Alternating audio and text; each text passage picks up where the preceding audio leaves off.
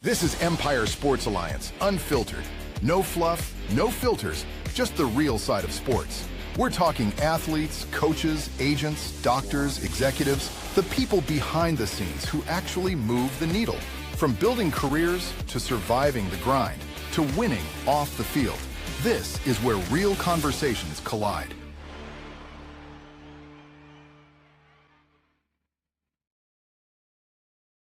Welcome to another episode of Empire Sports Alliance Unfiltered.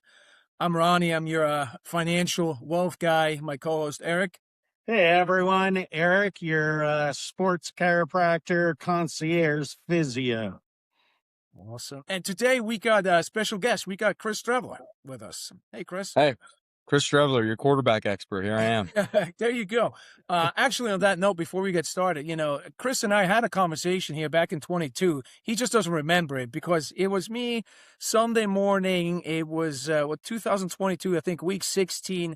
Me yelling at the screen, like, put in Streveler. So, and, you replaced, Zach Wilson, all that stuff. So I just want you to know, I yelled at you before at the bar in a positive way. So.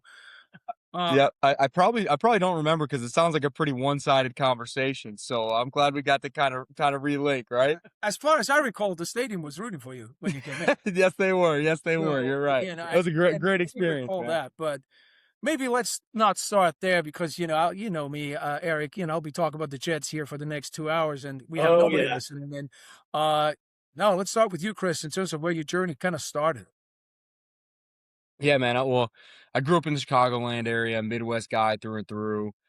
Grew up there, went to the University of Minnesota, did my undergrad there, got a degree in kinesiology, and then went to South Dakota, transferred over there for my master's, got a degree in sport management. From there, kind of coming out, went straight up to the CFL. So, grew up, again, Midwest guy, playing all kinds of sports. Then once I got to high school, kind of narrowed in my focus on trying to become a Division I quarterback.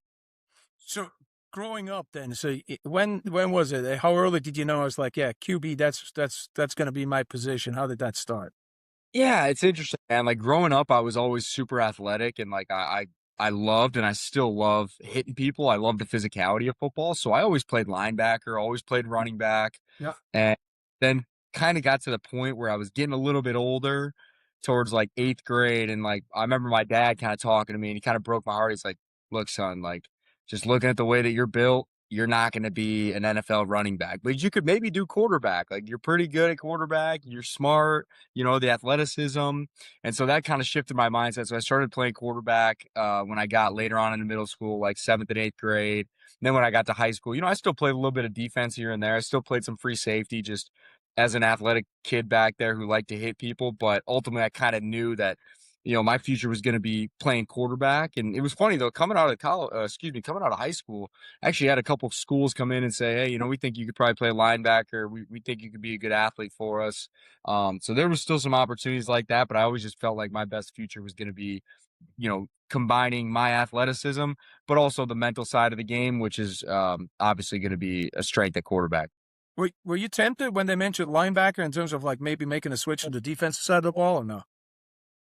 It's funny, man. I had a lot of coaches in high school tell me that too. Like my own coaches being like, man, I think you could be a professional linebacker just because of the physicality. I was never really afraid of that piece of it and I embraced it.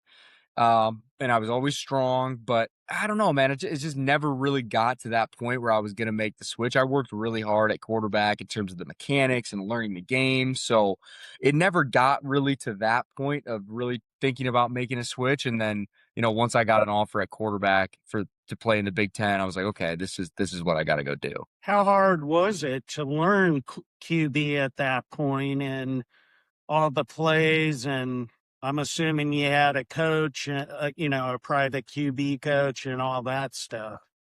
Yeah. I had a private QB coach who helped me with the mechanics side of things, and that definitely helped me a lot.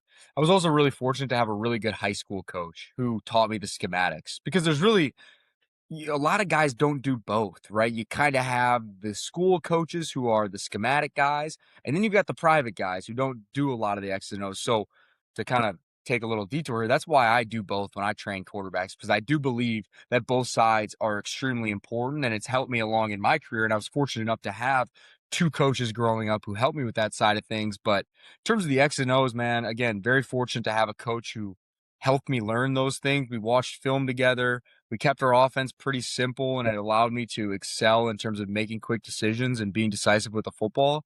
And then when I got to my senior year, he put more on my plate in terms of, I would watch more film on my own. And this is when you had to like burn a CD, like kind of pre-huddle days. So I'd go home, like put it in my DVD player, watch the film, and then come back with like the plays that I wanted to run that week. And he would let me call a lot of my own plays. So that was kind of a fun experience to get to really take hold of the mental side of the game. Because one thing when somebody's calling the plays, but when it's on your play, you really have to be dialed in and have an understanding. And that really helped me moving forward in my career through college and beyond. Well, and I would also think playing defense gave you the insight to the other side. So in your head, you're able to say, okay, I see this. I know what they're going to do. So I'm going to do this. Yeah. I think it was kind of actually more the other way around, like playing free safety and being a quarterback. I felt like I could read quarterbacks a lot better. Like I could tell when a guy was trying to look off and things like that. And it never really got serious to the point where I was like a consistent starter, but there was times when it was like, all right, hey, we need you back there. And I would go back there and do it. And, as we got deeper into like varsity and like my senior year, I wasn't doing as much, but when I was a little bit younger, I did more of it. So I think having the quarterback background helped me a lot on defense. And then, just learning more as a quarterback, you kind of see the whole picture of schematically, defensive wise, where are the weaknesses and where are the tendencies. I'm curious, what made you go in as kinesiology and then why switch to sports management?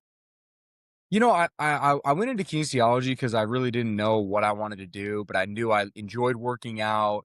I wasn't sure if I wanted to be a physical therapist or if I wanted to be a chiropractor or a strength coach. And I just always liked that side of things. So they're like, why don't you just go do that? And I knew a lot of athletes did it. So I did that. And then, I kind of wanted to expand like more into business type things as I got out because I was like, well, I just got, I got a college degree for free. Do I really want to go to chiropractor school for 2 or 3 years and like pay for that? Like, I feel like I'm setting myself up in a position where I don't have to do that. So, I kind of switched around and then did sport management and look, full transparency, the program was enticing. It was all online, and that was like pre-COVID, so that was kind of rare. So it allowed me to really focus on football, and it was almost like I was a professional in college because everything was online. So there was things that were due on Thursday, and there was things that would do on Sunday. So we would have our week. I'd go into the facility in the morning. I'd get my little workout in, do my thing, watch film with the coaches, go home, go to practice, and then one day a week, our off day, which happened to be Thursday, I would go to the student union and just bang out basically all my work for the week. Then I'd have some discussion posts I had to get back to on Sunday, but it was like really only had to do schoolwork for 2 days a week unless I had a test or a project, which kind of allowed me to embrace the professional side of having a process and starting that development. Obviously, it progressed when I got older and actually became a pro, but to have the flexibility of a schedule like that was also enticing about sport management.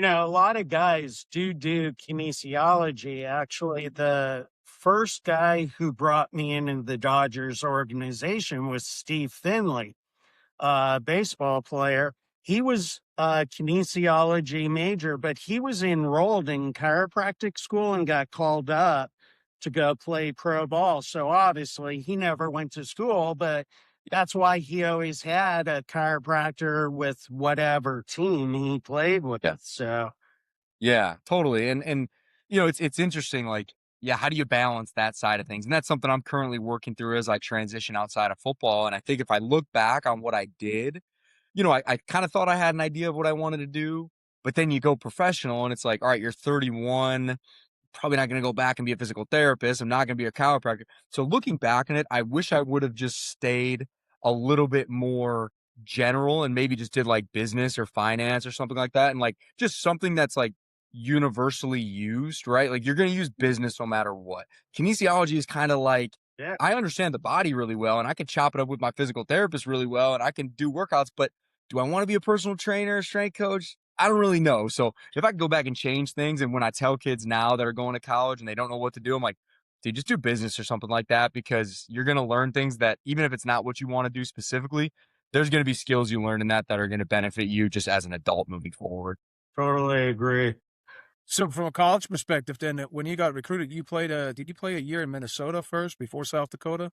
I did 3 years, man. So I actually, I mean, my journey was unique and it benefited me a lot. I graduated high school early, which a lot of guys do now, but back in 2012, this wasn't as common. So I graduated early, got there in the spring, and then I was able to graduate in 3.5 years so that when I transferred, because transferring was different back then Yeah. too, so it allowed me the opportunity to then have 2 years to play, which ultimately changed things because I had a great, I had a good first year. I was kind of getting into my own as a starter, and then my second year had a tremendous year. So being able to graduate in 3 from Minnesota and then having 2 years to get my master's and play at South Dakota really benefited me, and I got a master's degree for free. So you can't argue with So that. you transferred out of Minnesota, so you were a starting quarterback with Minnesota. No, I never. I started one game, and I really just struggled to get on the field. Oh. And that's one of the things we mentioned my public speaking earlier off camera, and we can get into that more. But I struggled with the mental side of like probably confidence and putting pressure on myself. And that's something I share with kids now on reflecting on my journey and who I was then and who I am now. So yeah, I was there for 3 years, started one game, and like going into my third year, I was like kind of moving down the depth chart at quarterbacks. I started playing running back, started playing receiver, started playing tight end. I was doing special teams, just trying to get on the field. Yeah. And then, it just wasn't really happening. So I'm like, all right, let me just go see if there's something else here for me, which, ended up being one of the best decisions I've ever made. So how did you overcome the mental aspect of, yeah, I want to be a quarterback. Put me in, coach, and then you had a climb for it. Yeah, it wasn't that I didn't never want to be a quarterback. I always wanted to be a quarterback, but I put a lot of pressure on myself to be successful. And, when you're coming in to college as an incoming freshman and you're coming in the spring and you're the only guy that's your age, it's difficult, man. And especially if you struggle, you put pressure on yourself and you feel isolated. And then, you struggle to get that confidence back. I didn't have a great relationship with my coach. He was very vocal about the way that he coached, in terms of, getting after quarterbacks publicly in front of the team. And it was difficult for me, especially someone struggling with confidence. I was just never able to really be the player that I knew I was. And so for me, I switched to receiver my last spring there. And it was kind of one of those things where I was like, well, screw it, man. I'm playing receiver. I don't even know what I'm doing. Let me just go be athletic and find some fun. And I started to have fun with it because there was no pressure. Like I knew I wasn't a receiver, but I was just trying and I was doing well. And so I think when it became time to transfer, I was able to kind of like find that love for football again from a different perspective. And then when I got the opportunity to go somewhere and be a quarterback where they appreciated me, it was a fresh start. People were excited about me being there. I felt so excited about getting to like be that guy. And I love the idea of what a quarterback is to a team because there's so much on your shoulders from a preparation standpoint and a leadership standpoint. And like that's what I'm about. And so to get to have that opportunity to go compete for that position was something I hadn't really had in like 2-3 years because I had just couldn't find my way. So when I got that, I was energized. I was rejuvenated. I found a great group of friends and guys who were able to get on board with the culture that we were trying to build at South Dakota. And, we were able to get that program headed in the right direction. And now you see South Dakota as one of the premier FCS programs. But when I got there, they had never had a winning season as a Division I program. So to do, to kind of start there and see where they are now and be part of that trend going in the right direction, something I'm definitely proud of. And then being able to kind of flip my mindset back to being a quarterback and having success. It was a journey, but it's made me a lot stronger moving forward. So coaching was completely different what you experienced in South Dakota versus like, Minnesota, correct? Totally, man. Like, I mean, I have a lot of respect for my head coach at Minnesota. Jerry Kill, highly respected guy. Sure. A quarterback coach, we didn't really see eye to eye as much there. But when I got to South Dakota, Coach Bob Nielsen, man, I still have a great relationship with him to this day. We still keep in contact. Every time I'm back in South Dakota, we get lunch and just get together, and he asks me about my family and blah, blah, blah. And our quarterback coach as well out there, Ted Schlafke, he's not coaching anymore, but man, I just got in his hip pocket and we watched film every single day when I got in there in the summer, and I just started to learn the game from his perspective. And he was kind of tied in with Mike Leach and Cliff Kingsbury and all those guys with the spread offense. And so I learned a lot, and they put a lot on my shoulders too, from setting protections and being able to have audibles. So to get to have that type of relationship with my quarterback coach and then build that trust through what we did on the field. And just, I believe that coach quarterback relationship is so important because a quarterback is basically your coach on the field. He's an extension of the coach. And so being able to see eye to eye with that person is super important and allowed me to have a ton of success at South Dakota. So in college then, in terms of the systems that you guys ran, Minnesota as well as South Dakota, was it more of a spread offense or were you under center? And what is your take overall with that in terms of with college ball versus like the NFL?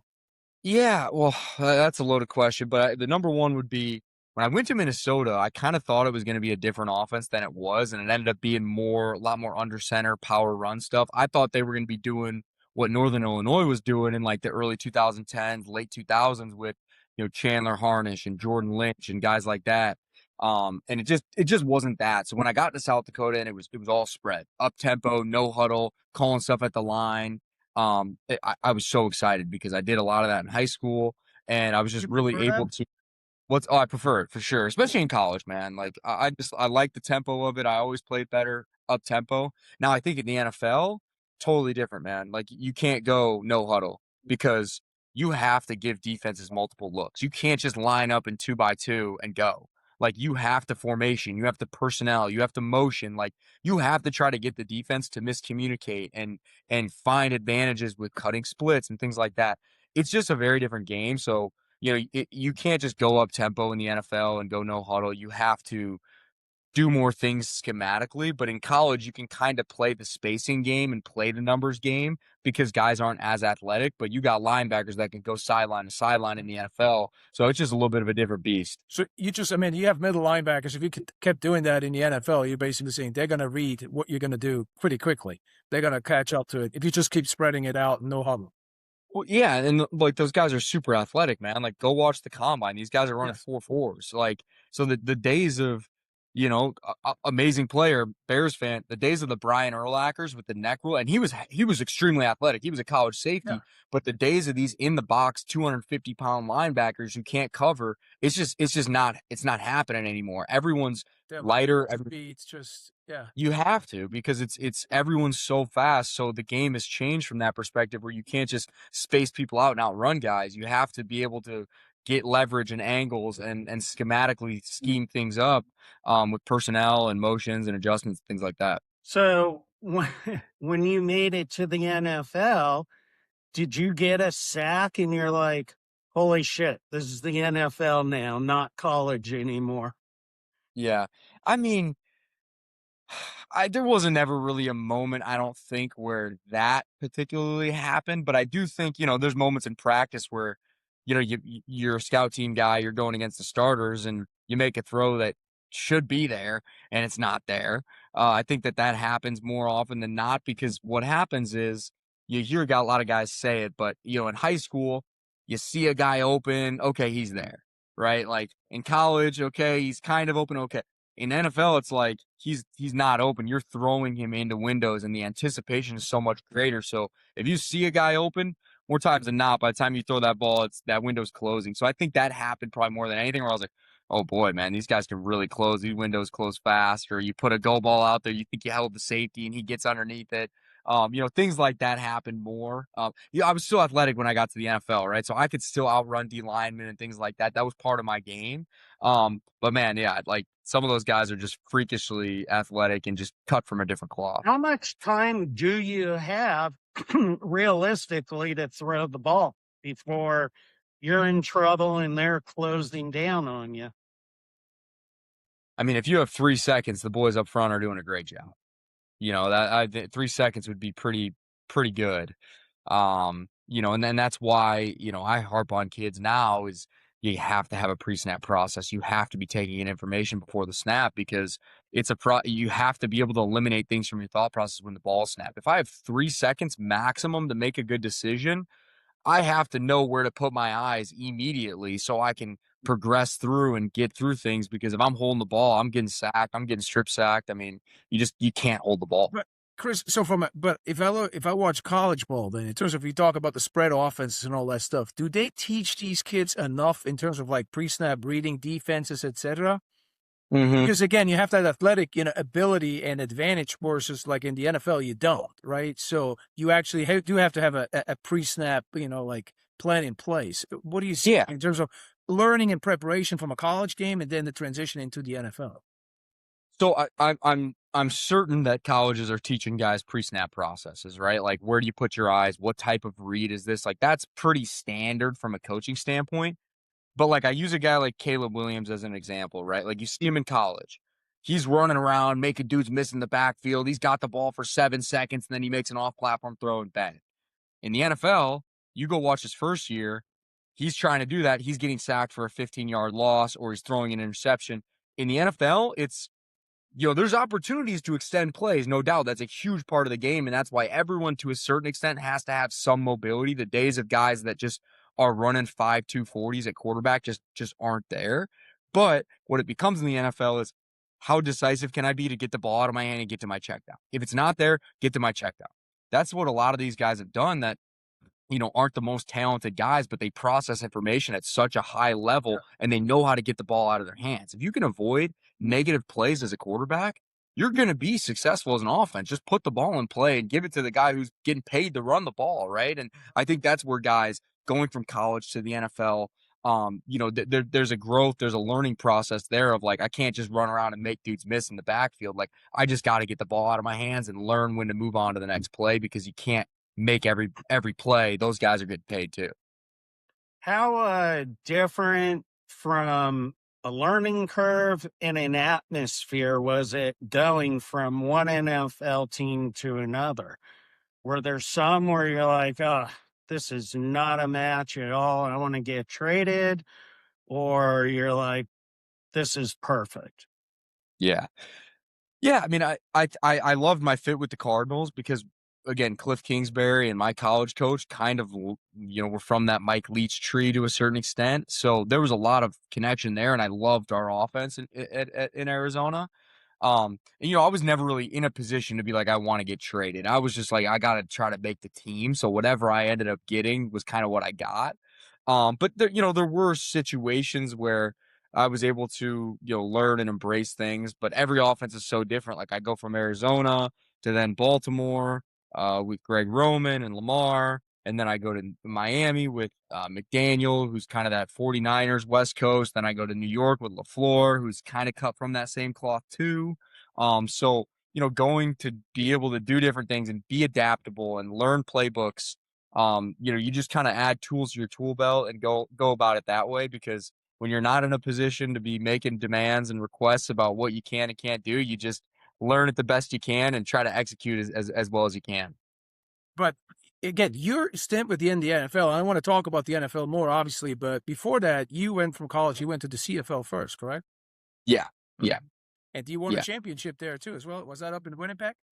That was up in Winnipeg. Yep. I started my career up in the CFL in 2018 and 19, and I didn't really get any NFL looks coming out of college. So kind of, again, had to embrace that opportunity and what that looked like. And, that was an interesting process learning that game, because if you guys aren't familiar, man, it's a different game up there. It's 12 guys, a lot of motions. Guys are waggling towards the line of scrimmage.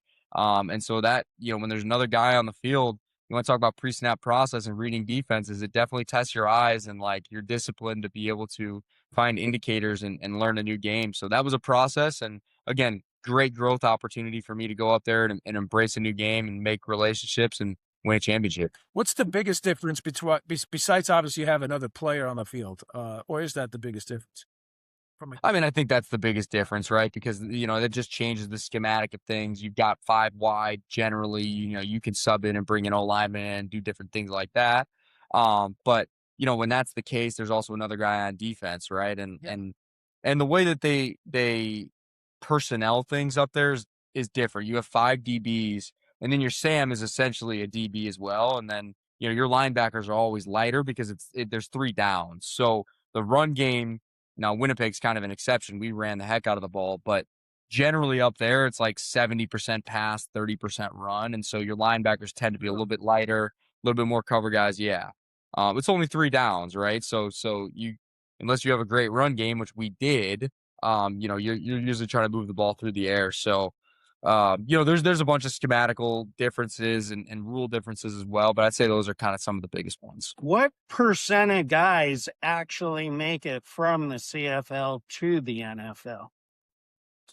Yeah, well, I mean, there's always a handful of guys who go down and sign like for the off season, right? Because when you say making it to the NFL, being on a 90-man roster for OTAs and being on a 53 at the end of camp that's about a 4 or 5 month process. And that's a totally different thing, right? You go from 90 to 53 at the end of camp. It's different. So, there's always a handful of guys who, go down and are able to sign a contract and be with a team. The percentage of guys that actually stick around on a roster for a full year after that and make a 53 is significantly less. And, I don't like to brag on myself, but I am proud of being able to stick around the NFL for 4 years as a quarterback. It really just doesn't happen very often. And, I remember somebody after my first game with the Cardinals, I had like a little package and had a couple plays. And, I was the first guy to come down from the CFL and record a first quarterback, come down from the CFL to the NFL and record a stat since Jeff Garcia. And that was 2020. So that kind of gives you a period of time where that hadn't happened. And, again, not to brag, but just the fact of the matter of it doesn't happen very often. And that's why I'm so thankful for the journey that I've had. That's why I like sharing it, because although it is very unique, it's also very relatable as someone who was kind of an underdog, kind of wasn't given very much, had to transfer, had to go to the CFL. There's a lot of perseverance sprinkled throughout my journey. So that's why I like to share it, because although it is unique, I find that a lot of athletes and professionals in general can really relate to the grind of the things that I've been through.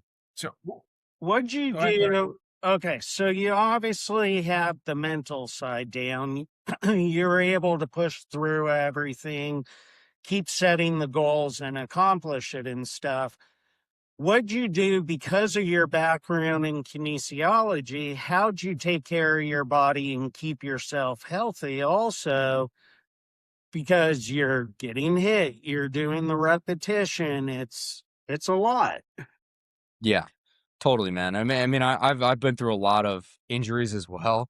We can get into that, but I tore my ACL the last 2 years of my career as well. So I'm battling through that. I'm still going through that. I'm like 21 weeks right now. So, I think it's very important. And the interesting thing about being an athlete is like that world is so interconnected. So like you go to the vet on the team and it's like, dude, who's doing your massages? They probably have someone that's pretty good, right? So like that world is very interconnected. And I think it's important that as a professional athlete, specifically in the NFL, you have the resources financially and also around you to do what needs to be done. So being able to put a solid team of people around you that you trust with your body, and look, everyone's going to be different. Everyone wants different things and is, attracted to different personalities and things like that. So I was able to find a great group of people, whether that be, a chiropractor and a massage therapist, and they did physical therapy at the place I was training at. So I always took that side of things seriously, and I've always been super diligent with the way that I eat, the way that I train, being consistent. It's just you don't get to where I've been as a guy who was never really handed anything without taking everything seriously. It's about how you do everything. It carries over, and I just believe that those small things that you do ultimately add up, whether that's taking care of your body, embrace the mental side of thing, and all that type of stuff. So are you able to do stuff now that you couldn't do in the NFL? Like you do peptides or any of that stuff to help with anti-inflammatory and recovery and so forth? Yeah, the peptides are so hot right now, man. Everyone wants to talk to me about them, and I just retired, so I did do a round of peptides this time with my knee. Having a second graft on the same knee, and a double meniscus this time. I tore ACL, MCL, and PCL the first time as well. So, I've got some arthritis in there, and I did the old 3-for-1 special the first time. Now, this time I got away with just an ACL and 2 meniscus. So I guess that was a win. But Right. so I did do a round of the peptides, and it seemed to help me. It's hard to tell when you're actively recovering from surgery, like how much is that actually helping. I think where you would see more difference with something like that would be like, dude, my back's been killing me for 3 months, like, rip the peptides and see if it helps, right? So it's kind of always hard for me to tell, but I did come back from my first knee surgery very quickly. I was back in 7 months and started the first game of the year and played every single game. And just an unfortunate situation, re-tearing it at the very end of the season, the last regular season games. So, I was able to come back, but it's kind of hard to put my finger on how much that actually is helping me this time. Right. Fair. Well, if you guys, wouldn't mind, let's take a quick break here for our, wacky stats, our little segment that Yeah, let's go. I have, and we'll be right back. Okay, Eric, here we go with our wacky stats. Let's focus on quarterbacks today since we have Chris on. Go ahead.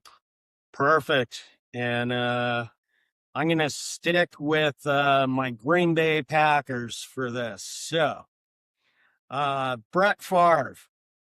He has the NFL Ironman record and the NFL YOLO record.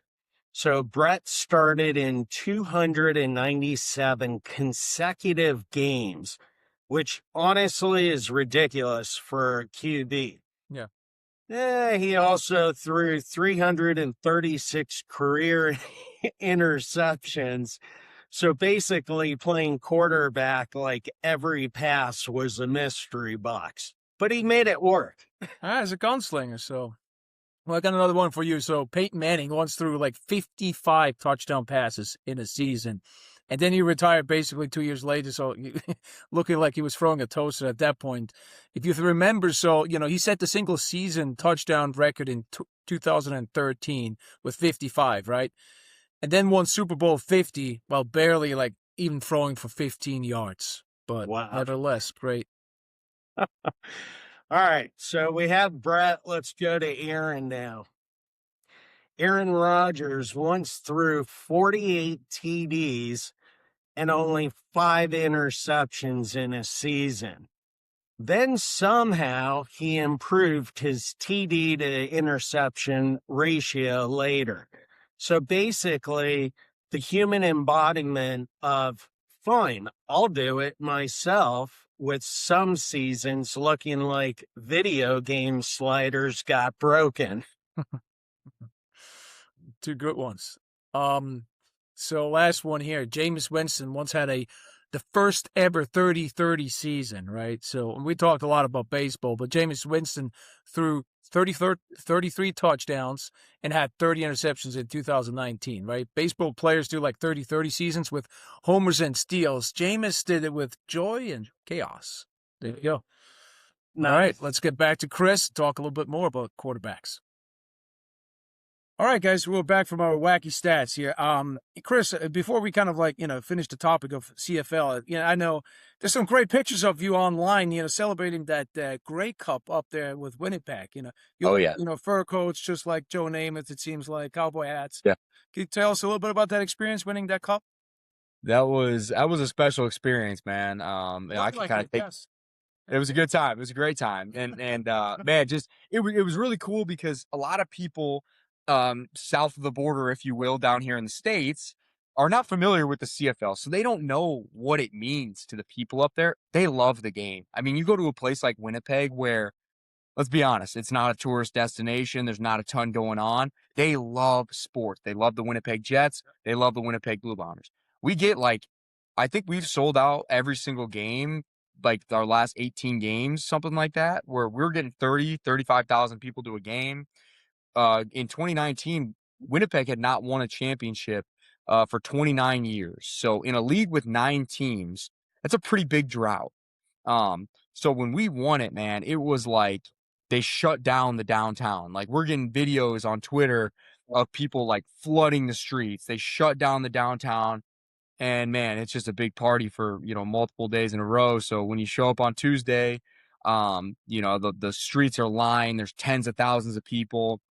And the fur coat thing kind of just was kind of a fun idea. I didn't think it would take on the life that it did. And, I acquired the cowboy hat at the Grey Cup game. It was in Calgary, which is, they're known for their stampedes. So they were giving those out, and then obviously just had a cigar laying around because why not? And man, it took on a life of its own. People the next year when I went down to Arizona, people were sending me pictures of their kids dressed up as me for Halloween. guys to this day, like, still go to games with the cowboy hat and the fur coat on. Like, it just took on this whole life of its own, man. And it was just like so cool to be a part of that celebration and the way the fans received us. And to this day, man, like, I have so much love for that place and the love that those fans have shown me. It's just a place that's near and dear to my heart.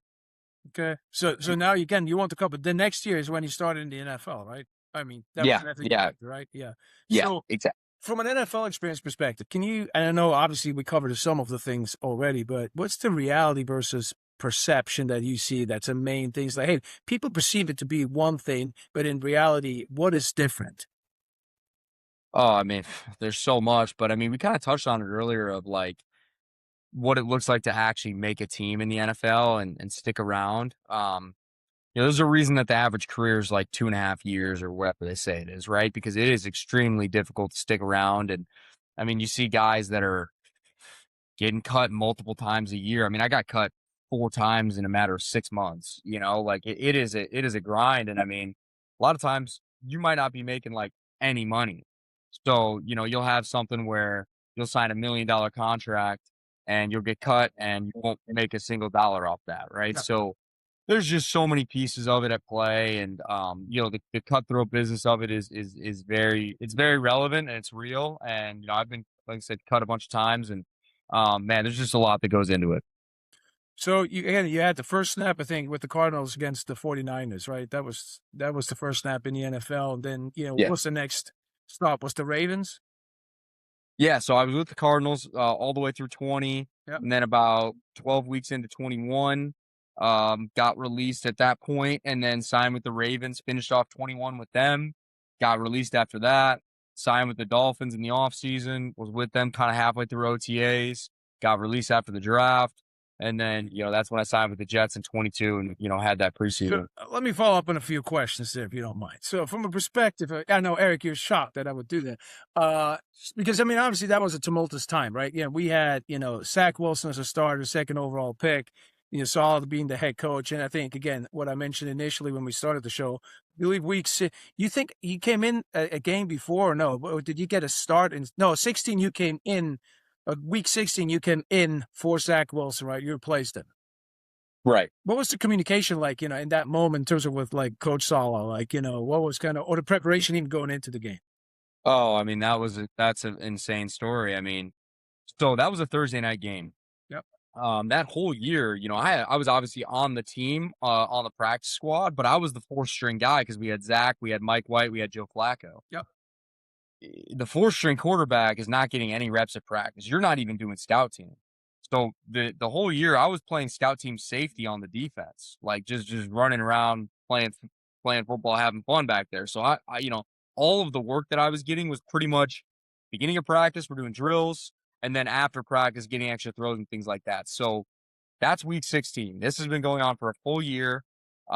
And literally the morning of the game, we're at walkthrough because it's Thursday night games. So kind of an interesting week of prep. We have a walkthrough that morning. It's like 11 o'clock. I go up to the floor and I'm like, hey, man, like, you ready to rock and roll? Like, let's go. He's like, yeah, man, are you ready to go? I'm like, yeah, like, whatever. He's like, no, are you ready to go? Like, shows me the game plan. There's like, there's a header that says Strev package and there's like 30 plays at the bottom. This is the morning off? The walkthrough of the morning off? This is the morning of the game. We're playing in like 6 hours. So he shows me that and he's like, yeah, like, go meet with coach. Like, we're going to, it's going to be bad weather. It's going to be rainy. It's going to be windy. It's going to be cold. Like, we might just put you in there to like run the ball and like, get us some yards and move things. I was like, let's go, man. Like, let's go. I'm so excited. I'm hyped. So whatever. I go meet with coach. I'm like, I go home to my girl. I'm like emotional, man. Cause I had just been cut 4 times. I got cut by the Jets after that preseason in 22 where, I had what Saleh called the best season of all time and I got released. And so I was just like, I didn't know if I'd ever play again in the game. So to have that conversation the day of the game, I'm like calling my family. I'm like calling my girl. I'm like, dude, I'm going to play. Like, what? So they tell me that. Game goes on. They put me in for one play in like the first quarter. We get a false start. So of course they don't put me back in. Play, right? Did you line up as a receiver? No, I was playing quarterback. Quarterback. Okay. So we get a false start. So of course they don't put me back in because they're like, all right, well, moment's too big, I guess. Well, we're doing terrible, man. Like, I don't even think we've got a first down or like crossed the 50. It was a rough game. Again, bad weather. Yeah. So they're like, it's like a TV timeout, like middle to end of the third quarter. And they're like, hey, we're going to put you in for a play right now. Like, but stay on the sideline. Like, we don't want them to know. So they like leave Zach in there. And then like, all right, go, go, go. Like, right as they're like blowing it in. So Zach runs off. I run in.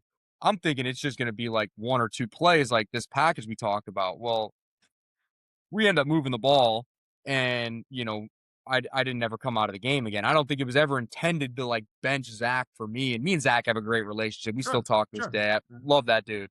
But just interesting way to go about like, hey, you're gonna play today, the day of the game. You don't know anything about it, and then we're gonna put you in for a play, and then you end up playing the rest of the game. So so thankful for that opportunity, and I was able to we were able to move the ball a little bit and do some things, all things considered. We have like 54 yards rushing, 90 yards throwing, or something like that.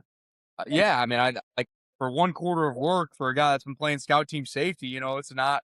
It could have been worse. Just thankful for that opportunity, man. But just a crazy story of like how that all went about. And I mean, the theme is like, be ready for your opportunity because you just never know when it's coming, man. I share that story with kids all the time. Like, you might be thinking you're on the practice squad and will never play in a game again, and you wake up the morning of the game and you're rolling. I do have a follow-up question on that end, though, in terms of like, obviously, that was a home game, right? That was at MetLife? Yeah. Yeah. So you're in there, obviously, again, the fans and Zach Wilson, which I happen to like Zach Wilson, but in terms of like the fans had, obviously, there's an easy relationship per se. So now people are realizing you're coming in. How was that feeling in terms of like, I mean, at home, like the stadium obviously cheering for you and all that stuff? Yeah, it's almost like overwhelming, like you're so focused on like going into the game and you're not really paying attention to it, but you do, like you're having to yell in the huddle because it's so loud, like it doesn't look when you're playing in a football game, the crowd is not even really something that you notice unless you're in the huddle or at the line of scrimmage having to communicate. And so it was one of those things where it was like, okay, let's just take a deep breath and stay in this moment right here and just execute this play. Let's not make it bigger than it is. I know the fans are all excited and you're excited and everything, but take a deep breath. Let's focus. Let's get one play under and then let's go from there. But man, I got a lot of love for Jets fans, man. I got a lot of love for New York and New Jersey, like just the way that they support the people, but like they're passionate, man. Like they're passionate fans, and I respect that. I respect the passion out of them. So, I got a lot of love for them as well. Eric, you're allowed to ask a question too. Well, I know you're so excited to talk about the Jets. Because I remember the game. I remember again, yelling. It wasn't a Sunday morning, obviously. It was Thursday, but I remember yelling at the TV and stuff. So, again, because you're into it. Again, it was a frustrating game. So, yeah, it was tough. good. We didn't score a touchdown for like 6 straight games at the end of that year. Yeah, It was a rough stretch. There's one follow-up question I always have. We had a couple of guys on. They were on the defensive side of the ball. Actually, we had one running back, safety and a linebacker. Trash talking. Was that ever part of your game? A little bit. Yeah, a little bit. I keep a it. little bit. I mean, Yeah, I mean, I'm not actively seeking out. It's not like an active part of my game, but like I'm not gonna back down. Like like I said, I like the physical aspect of the game, and I think it catches guys off guard. I think that they could try to chirp me a little bit, but I love it. Like I love when people chirp me. I love getting to try to run somebody over and thinking I'm a quarterback, and like I put it on you, and it's like. yeah. No, like I'm a football player, bro. Like I play quarterback, but I'm a football player at the end of the day. So I'm not running any of that. You would run the football, yeah. So you see a guy at the middle linebacker, you never got into the huddle, like kind of pointing at the guy and then just try to run him over. See, there's too much going on as a Yeah. quarterback mentally to be like, I'm gonna point at this guy. But like I see a safety coming down to meet me on the sideline, like I probably got some weight on him, man. Yeah. I'm fast and strong. Like Yeah. I'm not afraid of that matchup. And I did it a couple of times in that game because I'm like, I got nothing to lose here, man. I was on my way out of the league. I got to try to show people something. And then the next week they started me on special teams. I started on kickoff and kick return, and that's how I ended up getting my NFL pension. Is that game right there, being able to play special teams as a quarterback. And then where'd you go from there? Or was that the last game? So no, I was I finished out the season with them. Like I said, played week 17 at Seattle on special teams. And then the following year, again, signed $1 million contract, was in a great position. dislocated, broke my thumb, on my throwing hand the first preseason game. I ended up getting cut and never got a call back. So that's how the game goes, man. That's the league. And, it was a moment. I look at the positive side of everything, man. Like, it's easy to look back and say, if this didn't happen, if this would have happened, like, yeah, we can all, if ifs and buts were candy and nuts. But, at the end of the day, that was an experience that really opened up my eyes to the reality of how quickly things can end for you, man. You might think you're in a great position, all of a sudden one injury and, you're on your way out. So that kind of started me on my journey of, doing the networking that I do now, and trying to put myself out there in different ways outside of football to try to figure out my way. That way, when it did end, like it is over now, I'm able to kind of explore these opportunities and have connections in different areas to explore. Let's talk about that business side of things maybe for a little bit. I mean, because I Yeah. always, as I work with athletes, from a wealth management perspective, I always try to make sure or raise awareness, even with like, conversations like these, that, hey, during your playing time it's the time to get ready for the life after, right? Which I would make the argument for an athlete. Like, if I retire at 65, there's nothing really after. If an athlete retires at, 31, there's plenty of years left. So, Right. have you, how did that go for you? What was your experience there? And, how did you prepare? Well, yeah, I mean, I'm still going through it, right? And Yeah. I think some of the things that I did was, you can always look back and say, like, I wish I would have did this. I wish I would have did more, right? And I always do that because I'm hard on myself in that way. But some of the things that I did do was, like, I did a couple NFL externship programs. So they used to offer these like intern programs where you'd like be able to be with a company for 3 weeks. So I did one with Zebra Technologies and I did one with Whoop. So I still keep in touch with the guy that kind of mentored me at Whoop. I still wear it to this day. So I did that. I did networking in terms of, like, I'm very interested in real estate. So I started meeting people in real estate and networking and talking to people about that, and something I'm potentially interested in pursuing a career in. So now when it's like time for me to explore that, like, I can tap back in with these people and be like, hey, like, would you be able to sit down and, like, I want to pick your brain and, like, see if there's opportunities. A lot of times there is. So things like that. I also started a quarterback training business with a partner out here. So, I train quarterbacks, something I'm passionate about. I don't know if that's going to be like my number one thing. That's like, I'm a quarterback trainer. Yeah. But it is something that I enjoy doing, is like pouring into the next generation and sharing my knowledge and experience with them. And it kind of plays into the public speaking stuff that I do. I got some experience doing that. Got to speak at a high school last week, and I think those things kind of tie in a little bit, where I enjoy sharing that side of things. So, man, a lot of different things I've done. Bought an investment property out here. I'm flipping a house right now out here as well. So, just trying my hand at different things, but also having those conversations to try to move the needle. What age Anything group were with you working with? sports management or no? So, what age group am I working with? No. I do all ages. So, like, I'll do like youth kids, and then I have some pro guys and things like that. And then what did you say, Eric? Anything with sports management. No, I mean, I'm not really doing anything with sports management. It kind of got away from that a little bit. Yeah, it hasn't necessarily been as much with that. Yeah. What are you seeing from a quarterback training perspective in terms of, again, those, especially if you're looking at the youth level? What do you see in terms of how realistic, or, what do you see these kids in terms of their mindset, as they're starting? Obviously, you're the quarterback, right? You're the guy that touches the ball pretty much, almost every play, right? Yeah. What do you see in terms of today's youth? I don't know if there's a difference necessarily, but what do you see today in terms of their mindset? What do they have to work on the most?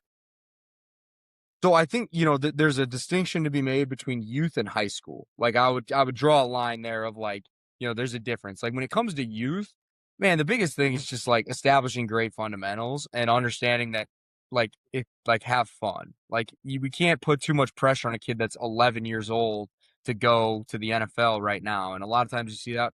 I shouldn't say a lot of times, but you will see that from parents, man. Like, there's some of that. And I think understanding, hey, like, it's okay to let a kid be a kid and, like, play multiple sports. Yeah. I believe that's important for kids to develop. I think that makes you a more functional athlete, to be honest with you, doing different things and different movement patterns, things like that. So, I share that with parents and kids, and, try to make it fun for them, and, like, just share the fun side of football with them, right? So there's kind of that youth side. When it comes to high school, I think it's a very important to kind of touch what I touched on earlier is like approach it from a holistic development standpoint. Obviously there's the on-field mechanical piece of things of like, how can I help you physically throw the ball better, right? That's always going to be primary thing for a quarterback coach. But can we also get in the classroom and watch some film together, right? Can I teach you how to read defenses and see things the way that I'm seeing? I mean, I don't even know how many hours of watching film, right? They say the rule of 10,000 hours. I've got to be way over that at this point. So, like, can I share that knowledge with you guys of like how quickly I can see a picture and diagnose that and build that onto the next rep and the next rep and get reps with me, someone who, is somewhat of an expert of watching film. You play professional quarterback for 8 years, you play quarterback for 20 years, you know how to read defenses. So, I do that. And then it's also like, can we talk about some mindset and some leadership stuff too? Like, when you encounter hard situations, when you encounter success, right? When you're fighting through adversity, you're trying to be a leader. Like, how does that look? What does that look like for you? And how do we develop positive habits, help you stay consistent? So, I like to approach the way that I work with guys from that type of standpoint where it's like hitting it from all the different angles that are extremely important at quarterback. Because as you get to college, I always tell kids, I'm like, everyone can throw the ball well.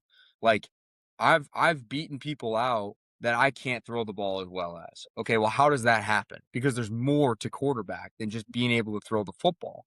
And my journey is a perfect example of that, of perseverance and leadership and work ethic and like all these little things that add up. And you're able to cover ground on people that may be more physically talented than you, but aren't doing every single thing right. And so that's why, again, I enjoy sharing my perspective of things because, like, I was not a 5-star recruit. I had one offer coming out of high school. I had to transfer. I went to the CFL. I've been cut, like torn my ACL. I mean, I've been through it all. So really anything these kids are going through, I'm like, I've been through it and I can give you the perspective of what it takes to get to the other side.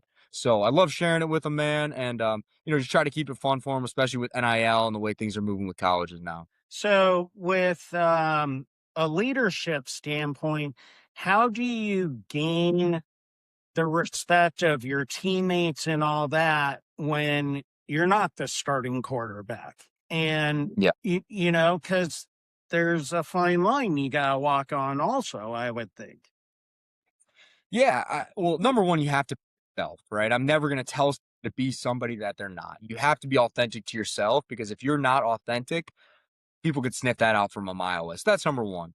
Number two, just because you're not the starter doesn't mean you don't have a leadership role on a team. You want to go back to my time with the Jets. I was the 4th-string guy. And in my own unique way, I felt like I had a leadership role on the team because guys saw that I had success and wasn't playing. And they saw that I was still working hard, carried myself with a positive attitude, brought energy into the building every day. Like, I like to think of myself as someone as, even if I'm not the starter, I hope that you could feel my energy when I step in the room because I love what I'm doing, man. And I want to elevate the people around me. So that's number two. And then number three is like, man, you can control your work ethic. Just because you're not the guy doesn't mean you can't go be the hardest worker. People see that and people respect that. And that's a form of leadership too. I always tell guys, man, if I'm as a leader, my style was I don't ever want to ask somebody to work the way that I'm like different than I'm working or do something that I'm not doing. Like I always feel like as a leader, I got to go. If I want something done, I'm going to do it. I'm going to show you guys how I want it done. So, just because you're not the guy doesn't mean you don't have a leadership role on the team because everybody plays into the culture. How are you buying in to what the other guys are preaching? Are you bringing people along with you? So there's just so many things that go into a team and it's not about being the starter on the field, man. There's so many other ways that you can lead and be a positive influence on the culture of a team. And I've experienced that for myself. That's great. That's really cool to hear. Yeah. So maybe a quick question. You just mentioned it. You brought it up. And, Eric and I had plenty of conversation with different individuals about the NIL space. Maybe just from your perspective, what do you think today with the NIL, the way it works, the transfer portal, the checks that are being handed out? Yeah, I mean, you always hear people, something's got to change. Something's got to change. I do think there needs to be some change. To a certain extent, look, it's good that college players are being compensated, right? I think we can all agree on the fact that, man, like there was money to be shared that wasn't shared, and like it's good that it's being shared now. Now, I think from a certain perspective, it's like we need a little bit more guidelines. Like it's kind of getting crazy, but there's a lot of money to go around. So how do you put guidelines in place to make sure that contracts are being honored and, people are being paid fairly and, there's not tampering because there's a lot of tampering that's going on right now too. So, No, you you know, think so? you're right, exactly. So it's like it almost just needs to be free agency. Like there needs to be free agency. You just need to just commit and make it basically professional now and put, salary caps on things and like add some structure to what guys are being paid. Like I just think that it needs more structure now where it's not just like the Wild West and you got NIL agents who are like, what do they know? Like some of these guys don't know anything and they're just like, well, I'm going to be an NIL agent. It's like, kids are being taken advantage of sometimes, right? And it's like, Yeah. it's just, there's so much going on that like we've taken the right step of like, okay, let's pay these guys. Okay. Yes. But how do we add guidelines from a team perspective to make sure that things are being honored correctly and everything's being accounted for? And the other thing too is like, I don't know if Ronnie, if you and I discussed NFL Biz Week, but man, like programs like that where like there's continuing education and like helping these kids financially and setting them up with connections to better their future. Like Yeah. you got these kids that are coming out of high school making $1 million at 18 years old. They need positive people around them and the resources in place, and they need to be pushed to say, hey, I know that you don't understand this right now at 18 years old, how changing it can be to have $1 million, but let us put you in the room with people. What are you interested in? Tell us what you're interested in. Let us connect you to people so you can put some of this money away. And by the time you get 30, that money has grown crazy for you. Like these kids are in such an advantageous position to change their lives. And I just think there needs to be more pressure from the standpoint of like, let us put the right people around you to help you benefit your future. I think especially from a literacy perspective, as you said, right? Because, as we have in this conversation, we all know that, this is going to be the 1% of the 1% that even have the chance like yourself, due to hard work to even, have a snap or an opportunity in the NFL. A lot of them will not. They might have a nice high school career. They might have a nice college career where they are able to accumulate some money, some wealth. Well, Yeah. be smart about that, right? Because it might set up another career, a business career, professional career that, that will help you in terms of like, just get it started with the money that you made based on, the high school and collegiate sports. So, but Yeah. I don't think there's necessarily enough literacy around that. And again, some of these kids just get taken advantage of, unfortunately. So.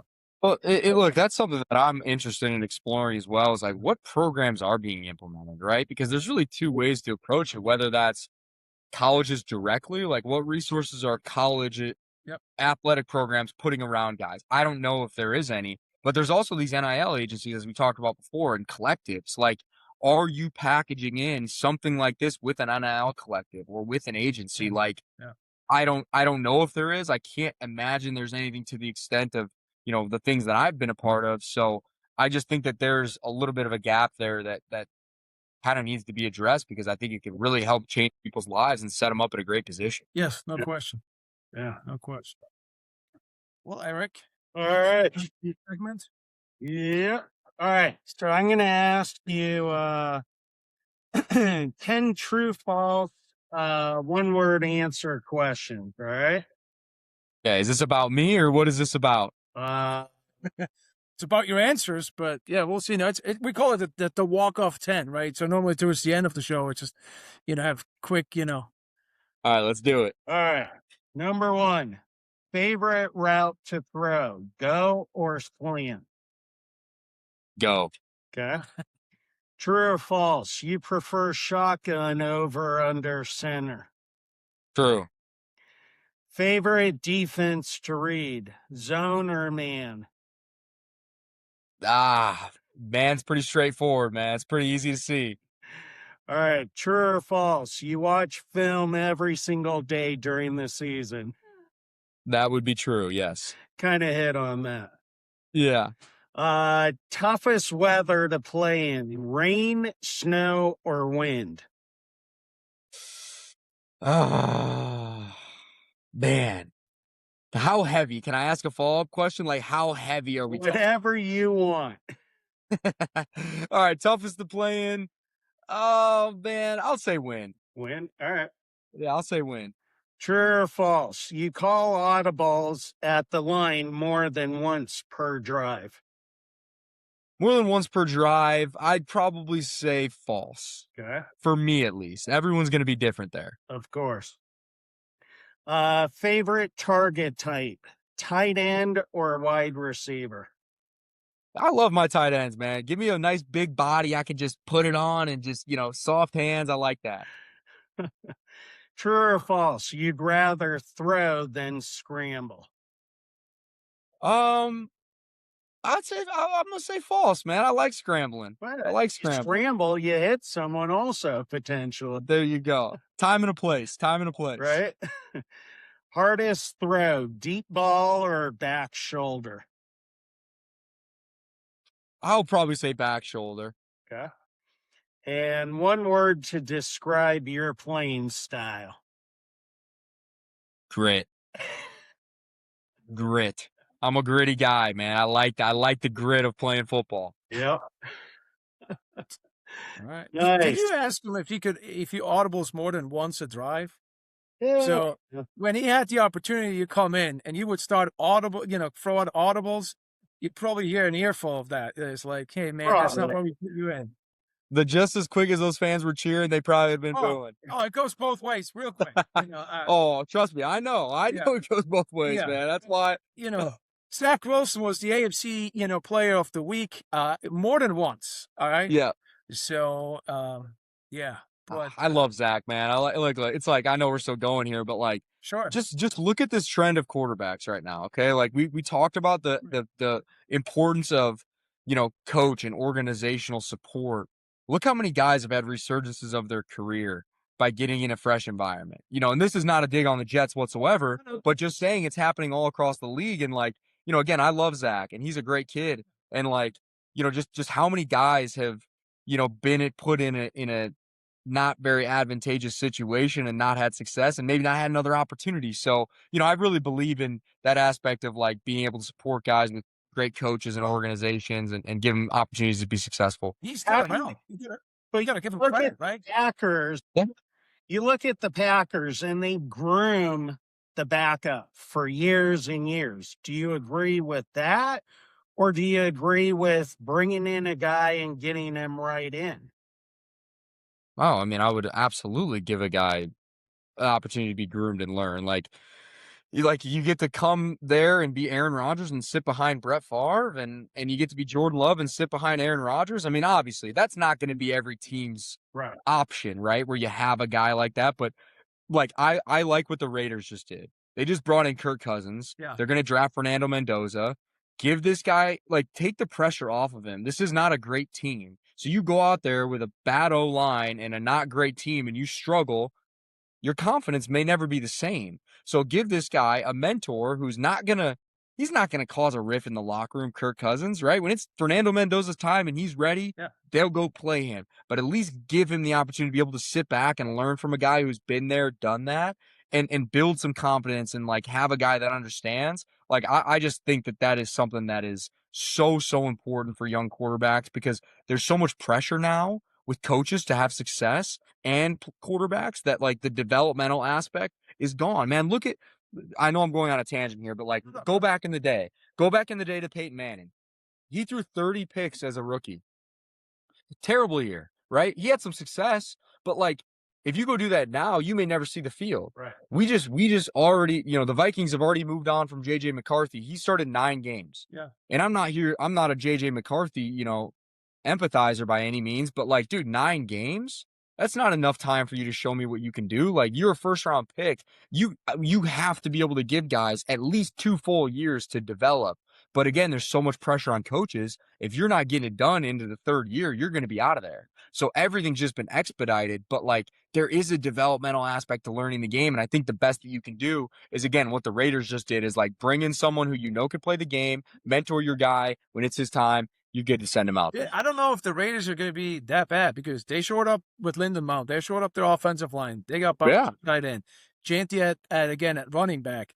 That's a nice little office with a guy with Kirk Cousins. I think Mendoza could learn a lot. I got to give the Raiders credit, I think. I mean, they've got Kubiak too at coach. Like, I think he's going to do a great job of scheming things up, just like he did this year. Yeah, but And, it's still the Raiders. It's like the Jets. It equals heartbreak every season.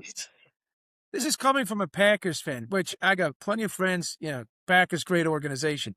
You guys got a hell of a lot of lucky, all right? You traded for Favre, right? Because he didn't work out in Atlanta. If I ask Aaron Rodgers today, hey, did you enjoy to sit behind Brett Favre? What would his answer be? Because I don't think that was necessarily the case. Right. And I'm not sure in terms of he wanted to groom Jordan Love that much either, right? Oh, I think he loved it. I mean, I've been in the room with Aaron Rodgers. I think that Aaron enjoyed being able to teach Jordan Love because I think his experience with Brett Favre wasn't super positive at times. Yeah. And so I think he had a different perspective of like, okay, Jordan Love is where I was, so how can I approach this differently, man? I have a ton of respect for Aaron Rodgers and his mindset. I think that guy's great. Yeah. He's an awesome dude and an awesome teammate. And I mean, you want to talk about a guy who has a different perception of like what the media kind of paints him out to be than what he is in real life. Couldn't be further from the truth, man. He is an awesome dude, awesome teammate. I really, really enjoyed being around him. I think it's great. It's refreshing that somebody actually has a mind of their own, right? Yeah. I think it's great. Yeah. Just because you don't agree doesn't mean they're a bad person. Like, and I think that's where we get caught up sometimes in the media is like, oh, I don't agree with this person. They're bad. Not at all, man. Like I love that dude, and not saying I don't agree with the way that he thinks. He's a super open-minded dude, and I've had some amazing conversations with him. So, man, great guy. Yeah. So, what's your prediction? For this season, who do you think is going to take it? I don't know, man. I just want to see one of these dudes in the AFC get it, man. I want to see Josh Allen go get one. I want to see Lamar go get one. Like Burrow, like one of those guys. I want to see one of those dudes go out there and get one. I mean, it's going to be interesting, man. You talk about to Packers fan, that AFC or that NFC North is crazy stacked right now. Kyler's going to be an issue on the Vikings. The Lions are still going to be gritty and tough. Packers are obviously good. The Bears lost a lot, but they're headed in the right direction. Obviously, like they had success this year. So man, it's going to be interesting to see, but I'm a huge Lamar Jackson fan. He's a good dude and he plays the game the right way. Josh Allen, same thing. Burrow's just surgical. So I'd like to see one of those dudes get it. No wonder you like Lamar. I mean, for another guy that likes to lower his shoulder and run somebody over, Yeah. I'm not the athlete that Lamar Jackson is. Let me be very clear about that. I am not the athlete that Lamar Jackson is, but I've gotten to see it up close. And man, he's pretty special and a good teammate as well. Awesome. Nice. Eric, any other team you want to talk crap about? I know the Packers are awesome. No, look, you know what? I've treated guys on so many different teams. I love my Packers. I'm from LA, so the Rams had a ton of Rams guys that I took care of. But you know what? Let's just have a good game, good sportsmanship, and have fun. Yeah, sure. Nice guys. Yeah, good game. Yeah, when the Jets win, that's a good game. Yeah. Big participation trophy guy over there. Okay, I see what. Come on, you out of the back too, Eric. Yeah. Anyway, hey Chris, thank you so much. It's been fun. Awesome. Appreciate your time. Thanks, guys. Thanks. All right.